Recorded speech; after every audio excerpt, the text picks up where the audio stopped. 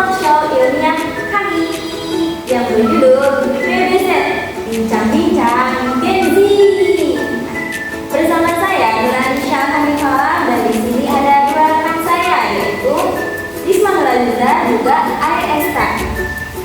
Nah, di sini topik yang kami ambil yaitu masa depan terapi gen di Indonesia, harapan atau tantangan. Jadi dari topik tersebut ada berbagai macam pertanyaan dan pembahasan nih. Yang salah satunya, bagaimana sih terapi gen berkembang di dunia dan apa peluang serta tantangannya di Indonesia? Pertama, kita dengerin dulu nih dari Risma disusul oleh Aesta. Gimana menurut kamu? Coba.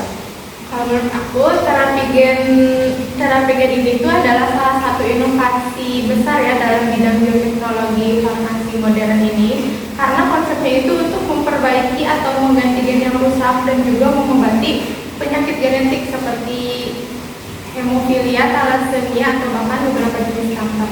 Nah, benar banget Riz. Saat ini terapi gen sudah banyak digunakan di negara maju seperti Amerika Serikat dan Jepang. Namun di Indonesia masih sangat terbatas karena faktor biaya, regulasi, dan teknologi masih terbatas. Oke, kita sudah mendengarkan pendahuluan nih dari mereka berdua. Saatnya kita masuk ke diskusi utama bagian 1, yaitu harapan adalah potensi dan peluang di Indonesia. Kalau kita bicara tentang harapan nih, sebenarnya terapi gen itu punya potensi besar di Indonesia teh. Nah, di Indonesia memiliki jumlah penderita penyakit genetik yang cukup tinggi, misalnya thalassemia. Menurut WHO juga, sekitar 5-10% populasi di Indonesia adalah pembawa sifat gen ini. Nah, terapi gen juga bisa menjadi solusi yang dapat menyembuhkan akar penyakit, bukan sekedar mengurangi gejala.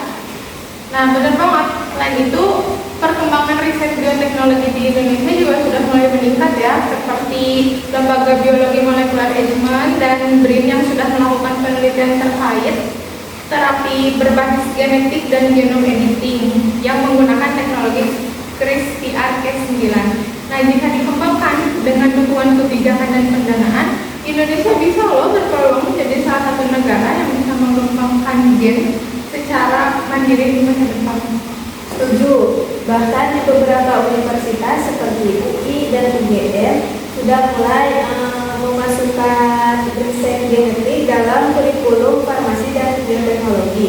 Jadi potensi SDM-nya sebenarnya sudah mulai tumbuh. Tinggal bagaimana sistemnya bisa mendukung riset klinis dan produksi obat bioteknologi secara berkelanjutan. Oke, dari harapan udah, sekarang masuk ke tantangan, yaitu realitas dan hambatan. Namun di sisi lain juga, penerapan terapi gen di Indonesia juga menghadapi banyak tantangan. Salah satunya adalah biaya yang sangat mahal. Misalnya, terapi gen untuk penyakit tertentu bisa mencapai miliaran rupiah per pasien, karena teknologi dan bahan biologisnya masih harus diimpor.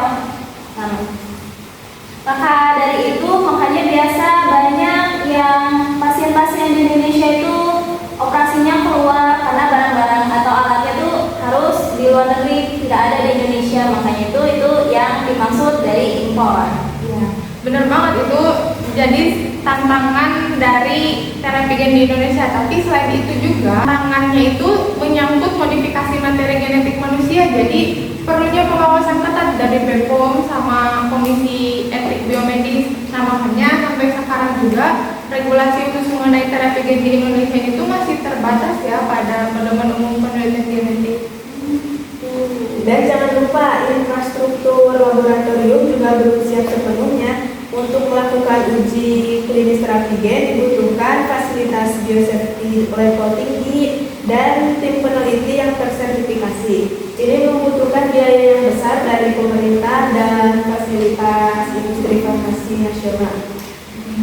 Iya juga ya, apa yang dikatakan oleh Risma Nuraliza dan Aesta benar sekali.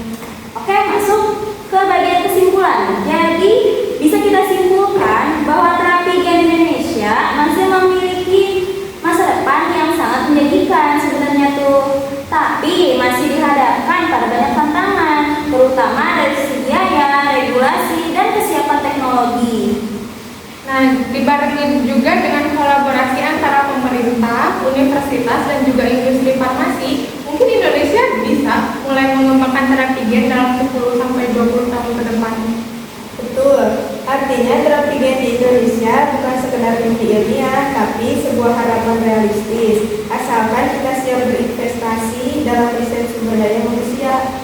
Oke, berikut kita sudah di penghujung acara